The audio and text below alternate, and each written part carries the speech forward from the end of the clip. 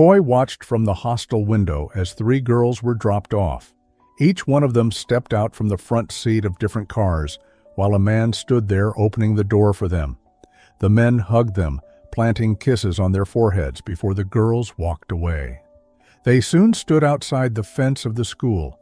One by one, they climbed the fence, jumped inside, and headed straight to their hostel.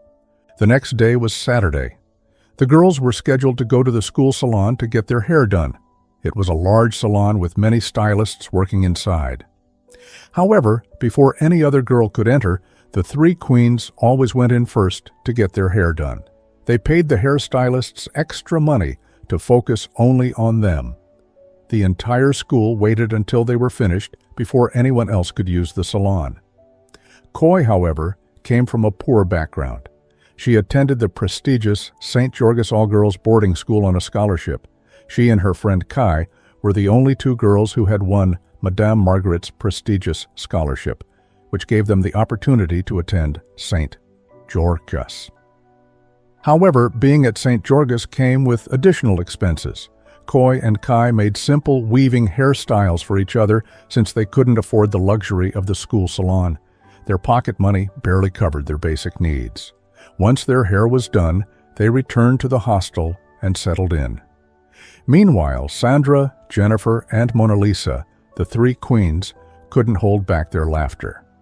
"Just take a look at them ugly monkeys," Mona Lisa sneered. "They don't understand that beauty is money." Other students joined in the laughter. At the far end of the dormitory, the three queens sat in their corner where the bedding was the finest in the entire school. Their corner was lavishly decorated with flowers. Sitting cross-legged, they snacked on milky popcorn and sipped smoothies. As Coy and Key walked briskly past them, Key stumbled and accidentally spilled the queen's smoothies. "I'm sorry," she muttered, trembling. "You poor thing," Mona Lisa sneered. "Have you ever seen a smoothie in your life? You have to pay for it, and it's 10,000 naira. Coy's jaw dropped. "I can't afford that," she exclaimed. "If you know you can't afford it, then you'd better watch how you walk," Mona Lisa retorted. After apologizing profusely, Coy and Key were allowed to leave. The next day, as Coy sat in class reading her books, Mona Lisa approached her, sparking a conversation. "You're studying hard, aren't you?" she asked. "Yes, of course," Coy replied. "Well, we're having an outing next week. If you come with us, we'll accept you as one of us. Most girls are dying for this opportunity to belong, but I feel drawn to you." "Out of pity," Mona Lisa said with a sly smile. Coy looked at her, shocked. "A party?" she asked. "Where have you been? Are you the only girl in St. George's who doesn't know about the partying princesses? Every Saturday, we sneak out for parties. Whether the school regulations allow it or not, we make the rules. Our parents are influential, and even the chief security officer works for us," Mona Lisa bragged. Coy hesitated, but finally replied, "Okay." Her voice trembled slightly. That night, Mona Lisa sent a student to deliver grilled catfish and a smoothie to Coy's corner. Coy ate happily, savoring the luxuries she had never experienced before.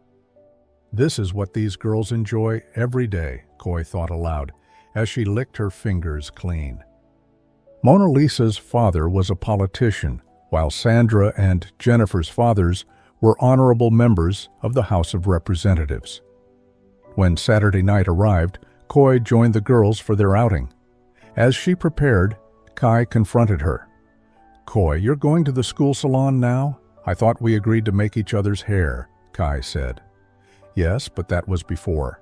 Levels have changed, including our previous agreement," Coy replied firmly. "Don't you think befriending these girls is risky? It might get you into trouble," Kai warned. "Trouble?" Coy scoffed. "The three princesses have been doing this for years and have never gotten into trouble. If I join them, I'll be above the law too." Disappointed, Key let Coy go. For the first time since entering St. George's, Coy felt like she belonged. The girls taught her how to catwalk, speak smoothly, and use gestures while talking. You need to master these skills, especially for clubbing. The impression you give men will determine how much money and gifts they'll offer, Mona Lisa explained. That Saturday night, the girls climbed over the school fence and waited by the roadside. Soon, a flashy car pulled up. A handsome young man stepped out, hugged Jennifer, and kissed her forehead. He opened the front door for her, while Coy, Mona Lisa, and Sandra climbed into the back seat. The car took them to a grand mansion with a beautiful garden and a sparkling swimming pool. Inside, the decor was modern and luxurious, leaving Coy in awe. Soft music played in the background, complemented by colorful disco lights. While the other girls joined their boyfriends, Coy stood awkwardly in the living room. She remembered her mother's warning. Avoid men and focus on your studies. They will only be a distraction. Just then, a tall, handsome man approached her. "Hey, beautiful. Can I keep you company?" he asked. Coy hesitated but replied, "I'm fine, thank you." The man introduced himself as Ken. "You're stunning, like an angel," he said. The night continued, with the other girls drinking whiskey and chatting with their boyfriends. Before leaving, Coy received an iPhone and money from Ken. "Call me anytime you need anything," he told her. Coy felt ecstatic. For the first time, she felt like one of the happening girls at St. George's. Over time, Coy grew closer to Ken, frequently calling him.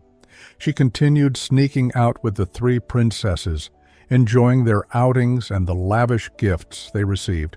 However, Coy soon faced a dilemma. After missing her period, she discovered she was pregnant. Despite taking abortion pills, the pregnancy persisted. Coy confided in the princesses, but they dismissed her, saying, "Why are your problems always different?" Desperate, Coy went to Ken's house, only to discover that he was married. His wife, Madame Loretta, revealed that Ken was their driver and had been deceiving her. Devastated, Coy returned to the hostel. Unable to face her parents, she begged Mona Lisa to help her find an abortionist. Reluctantly, Mona Lisa agreed.